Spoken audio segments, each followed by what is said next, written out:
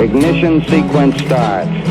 6, 5, 4, 3, 2, 1, 0. Liftoff. We have a liftoff.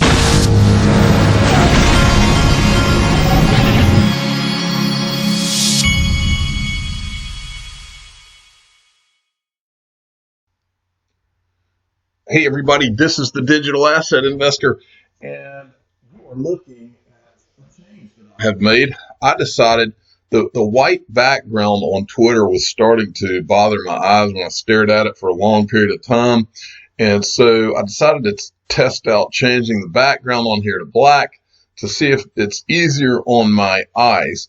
And okay, and also I wanted to tell everybody yesterday I had the reason I only did one video was because my internet went out. I had a video ready to go. I ended up releasing it this morning, but my internet was out from I think about 3 or 4 o'clock yesterday all night long.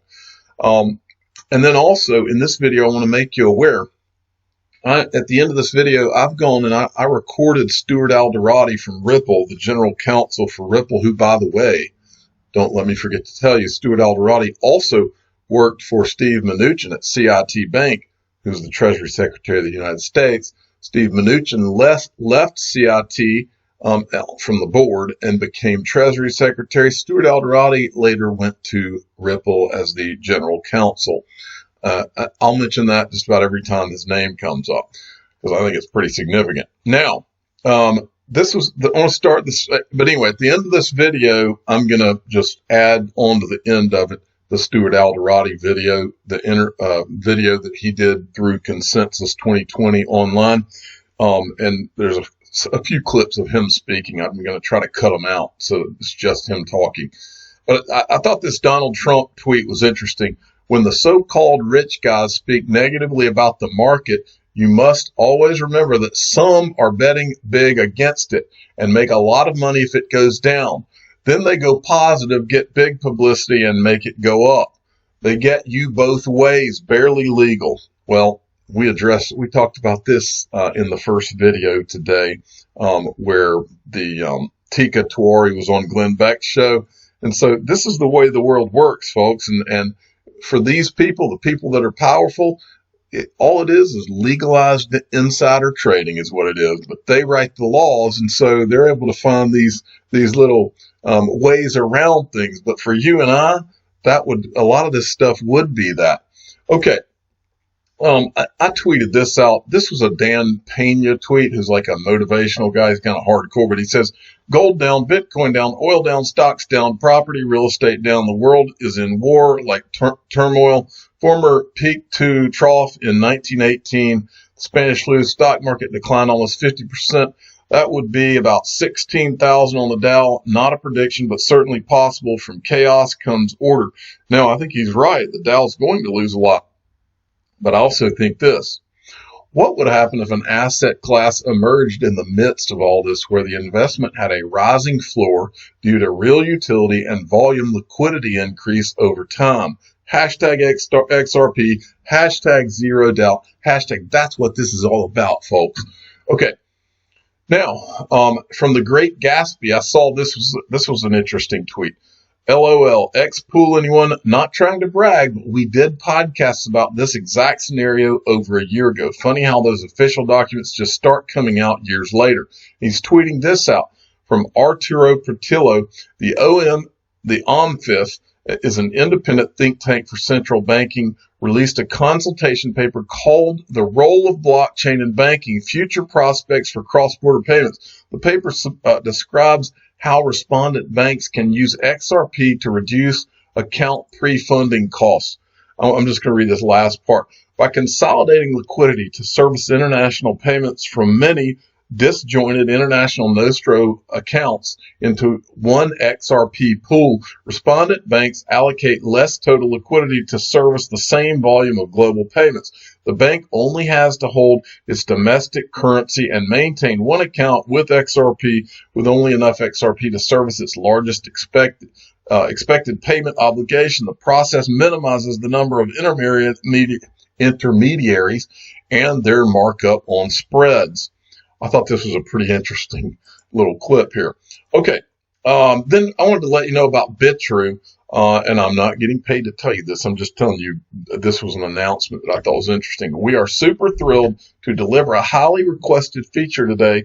Fiat on-ramping has arrived. Using a wire transfer from your bank, you can send USD to your Bitrue account and start buying cryptocurrencies in minutes. Try it out. I have not tried this out yet, but I do plan on trying it out. That's a big deal. Now, this is the biggest piece of news that we had from yesterday evening. This came out, and I'll kind of lay this out and then tell you what I think about it. From XRP Crypto, Ripple's hiring a director of product management to bring in a new RippleNet loans product offering to market. The product director will launch Ripple's loan product offering it and create the relevant org structures to execute on a functional loan offering. And here's the job title right here, Director of Product Management Loans. What you'll do, create and launch Ripple's loan product offering. To me, look, what I'm showing you right here, to me, if there's anything we've ever seen that tells me that the cake is baked, it's this piece of news right here, and I'm going to show you why. Create and launch Ripple's loan product offering. Now, Chris Gorman brought this to my attention. This is a tweet from Stephen Bull from the DF about this loan product. The long-term vision of Miguel Vias has now come to fruition. Watch the clip below. And he's tweeting Ashish Birla's announcement yesterday afternoon, looking for a product director to bring in an entirely new RippleNet product offering to market, loans. Okay, and Stephen Bull from the DF is tweeting out this video that he put, and words mean things, folks. He said, this is a tweet from September 1, 2018. A long-term goal of Ripple when the liquidity of XRP is more developed is to lend XRP at RippleXO to organizations that need liquidity. Watch this video. Like, how do you intend to distribute the rest of the XRP then? Yeah, no, that's a good question, Mahir. And I don't necessarily know that we'll ever distribute all of it. In my mind's eye, there's a possibility where, we end up more of a lending kind of, more of a lender of last resort capacity maybe. I think that would be a little strange for a software company, and maybe some things would have to change structurally. Maybe we have to have a different organization or something. Who knows, right? But as these capital markets develop, as liquidity develops, there are going to be folks who, if they want to provide liquidity in the asset, don't want to necessarily own the asset because that puts them in harm's way for price movements. So if you can borrow the asset and create liquidity that way, it's actually a much more efficient way to be part of the liquidity mechanism. It's how traditional capital markets work. I mean, my first job on a trading desk was managing the repo book, the overnight Tom Next kind of liquidity provision that every day we had to roll. There's nothing like that in digital assets. So partly because there is now. The transfers happen instantaneously, but also partly because it just hasn't developed. And one of my longer term goals, after I get the ecosystem built out, after I get payments running through there, as I start to merge, or try to merge the two worlds, the digital asset markets and the traditional capital markets, as I try to do that, I think one of the levers that we'll be able to pull will be lending. And as a result, I don't necessarily know that we'll need some XRP, right, in order to do that. So I guess a long-winded way of saying, I'm not sure we'll ever get rid of all of it and sort of let it all out into the wild. Partly because there is some utility for us or maybe some other, organization having it to make sure that the markets are always liquid. I think we just saw a mission accomplished moment for Miguel Vias. And this is what Stephen from the Bull DF is saying. The long-term vision of Miguel Vias has now come to fruition. Well, that would just be his opinion and my opinion, right? Except for this. Miguel Vias, this is his Twitter page. You can always learn a lot from the things that people like on their Twitter page. Because if they like, I think by virtue of someone liking something, they agree with it, do they not? I do. When I like something, I typically agree with it or I like it. So let's go down and see what he's liked recently. Well, he liked it when Stephen Bull from the DApp said the long-term vision of Miguel Vias has now come to fruition. Watch the clip. What I just showed you, Miguel Vias likes, right? Let's see if he liked anything else that was interesting down through here. I think there was one or two that I saw. Well, he liked it when Emmy Yoshikawa, which is this tweet right here, she says, "Thank you, Miguel Vias, for all your hard work. Big impact, passion, and inspiration. I'm so lucky and privileged to have worked with you. Hashtag zero doubt." You know, a lot of us, we're bashed for saying hashtag zero doubt. In fact, the other day someone said, when I said hashtag, I'm in the zero doubt brigade. Well, you are damn right I'm in the zero doubt brigade. And it's not just me. I'm in good company. I'm in company with Emmy Yoshikawa and Miguel Vias, who apparently likes her tweet and created the phrase hashtag zero doubt. And so you're darn right I'm in the zero doubt brigade. Welcome to the party, folks. All right. And so as you go down here, all these people are saying all kinds of stuff. Anyway, I think it's very telling when you see him like something like that. Okay. Now, I wanted to we've talked a lot over the years about the manipulation of the markets. And I believe that manipulation has gone on a lot because there's not a lot of liquidity in these markets, and that'll change over time. But it's also important that you understand, here's what else I believe. I believe that at some point with XRP, the utility will be such that it won't matter.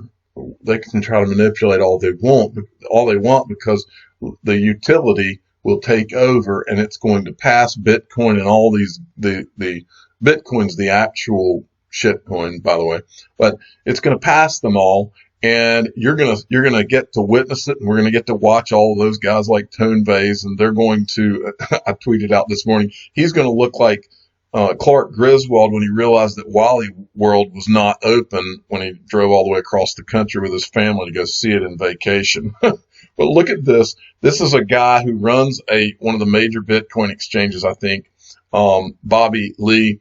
And watch what he says. And then historically, just to review, they first banned Bitcoin in December of 2013. Mm-hmm. And then it was quiet. You know, the price went down. They're happy. When the price goes down, they're happy, right? Because then it's not on anyone's radar. You know, grandmas are not losing the money on Bitcoin because they've already banned it.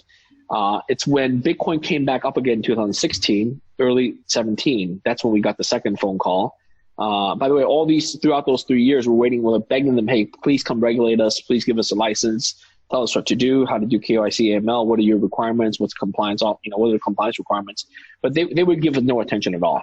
But of course, they came knocking again in January 2017. That's when they said, oh, you know, this thing, Bitcoin thing, you guys made the price go up to $1,000. Let's squash it back down.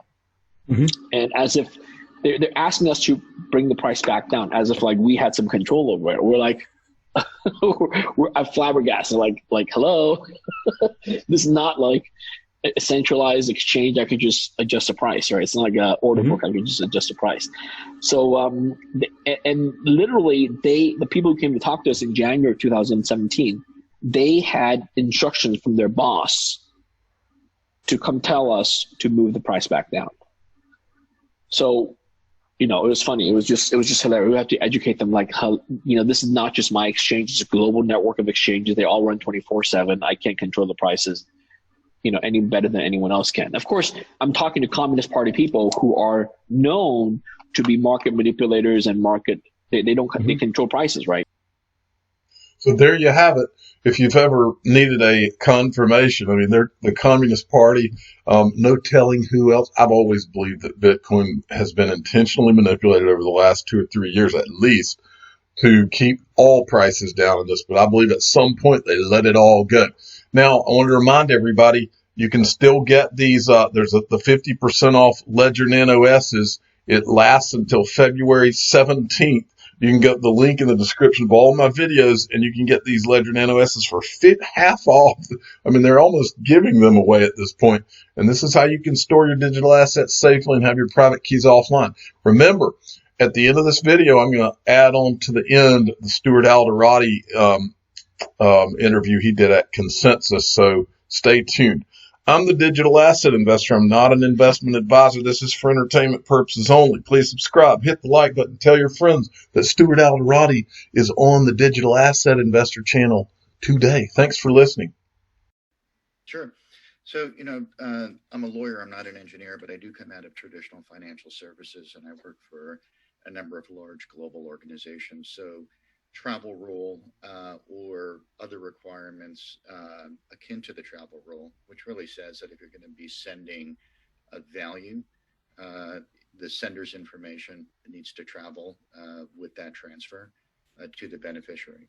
So that's happening now. If you're using a banking service, if you're wiring money, that's happening. It may not be noticeable to you as a customer, but it's happening. So I think what we're hearing certainly from the U.S. regulators, and we heard it from Director Blanco earlier this morning, and what FATF said earlier when they issued their guidance, is that if you're transferring value, it doesn't matter whether that's fiat or whether that's digital or whether that's crypto. You're going to have to comply with this standard. And again, the purpose of it, and it's been talked about with prior panels this morning, the purpose of it is to protect the system from bad actors, to make information available to law enforcement. So if they suspect a bad actor is using the system for unlawful purposes, they can get information to stop that behavior. So while most distributed ledger technology is not designed to incorporate travel rule data, that doesn't mean that it can't be solved for, and it can't be solved for in a way that the industry can mature and be seen as compliant with what I think is a fair public policy behind the travel rule itself. Right. And look, and even though Ripple is, we're based in San Francisco, but we're a global company, and we have over 300 customers spread globally all throughout the world. So this isn't, even though travel rule itself, put that in quotation marks, that comes out of the US BSA ML regulation. But again, the policy behind it is simply that information from the sender needs to travel to the receiver. And different countries have different flavors of the travel rule. We call it travel rule for shorthand. So I think it's on us, it's on the responsible industry players to develop a solution that's standardized, that's simple, that does not involve integration. It's sort of plug and play and sits on top of the blockchain. And again, I say that as a lawyer, not as an engineer, and as one that's interoperable. I think if you have 20 solutions competing, and solution A is trying to talk to solution B, that's going to be a challenge. But if I hit a text message or if I hit an email and I want to send it to Noah, I know it gets there, and I have no idea what server Noah's on, and I actually don't have any idea what server I'm on. I just know it travels, and it travels instantaneously. And I think that's the type of solution that the industry needs to get to. And we've got really brilliant engineers and cryptographers and coders who I think can solve for that technology and probably have already solved for it, at least in some pockets of the industry. And we need to get it out there, and it needs to be open source. It needs to be available to everybody. And so I do think it's solvable. And in terms of regulatory engagement, I think, and again, I go back to Director Blanco because he just talked, but I don't think regulators want to see the industry fail on this one. I think they want to see the industry succeed on this one. So I think they're doing a really good job of educating us and being very clear on what their expectations are. And I think it's on us to engage with them to educate them about the technology. And I agree with Noah.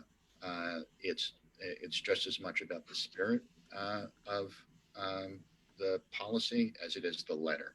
So I think if we can join up what they're telling us the expectation is from a legal and regulatory standpoint with educating them about what the technology will allow, I think they will work with us to get to a solution, because I don't believe they want to set up the industry for failure.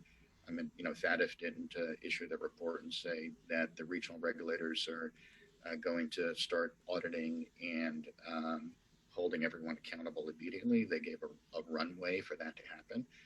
And I think they gave a runway for that to happen because they want the industry to be engaged. They want the industry to be thinking about this. and I believe they all have open doors to a discussion on that point. And hopefully, we as industry players have been taking advantage of that open door, and we should continue to take advantage of that. And I think it'd be important if we speak collectively as an industry, and the responsible players did get together and agree on an approach, or at least a very short list of approaches, as opposed to having everyone kind of with an individual conversation. Right.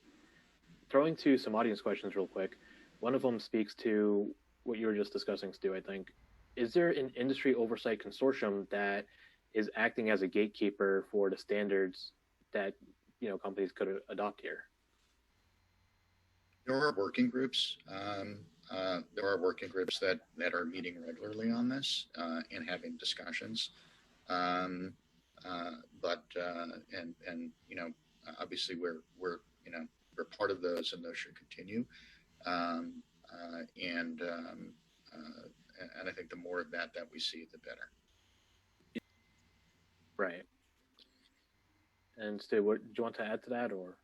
Yeah, no, I think that was really well said. And as we think about solutions, we should think about solutions that not only are solving for the strong policy underpinnings of the travel rule, but solutions that, again, easily fit into the technology that are, again, interoperable, but also solutions that have other features that would make sense for the industry. The willingness to adopt, the barriers to entry and the incentives to adopt, the barriers become lower and the incentives to adoption become higher. Right, makes sense. Yeah, and what I'll add is, and again, I weigh into stuff that engineers can solve for, and not lawyers, but the solution needs to be crypto agnostic. I think it needs to be payment rail agnostic. It should sit on existing messaging solutions and platforms. Again, not actually require integration into the blockchain itself. It could sort of be more of a plug and play solution that sits on top of, which gets, I think, a little bit, Noah, maybe to your point earlier about complying with the spirit rather than the letter. So it may not be that the embedded messages is actually transferring with the value, but it's transferring in parallel with the value. And again, it has to be easy to implement. I think it needs to be free. It needs to be open source. And as everyone's talked about before, interoperable.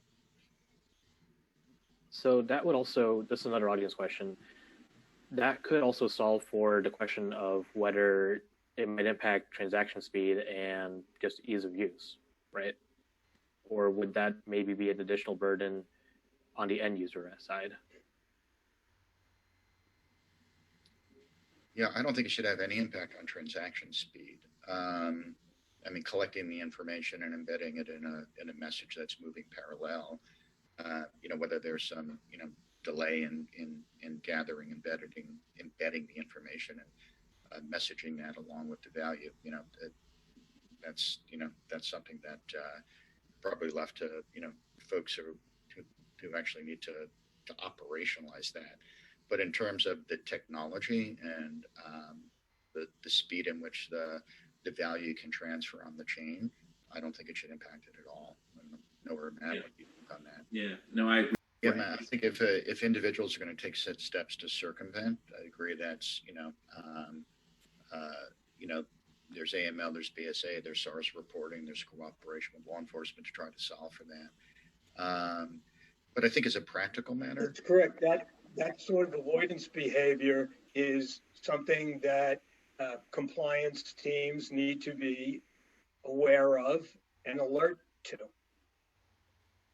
Yeah, I agree. But as a practical matter, I think responsible actors are going to solve for this, and I think responsible actors are going to gravitate to partner with other responsible actors, and those who don't come along for the ride are going to be left behind.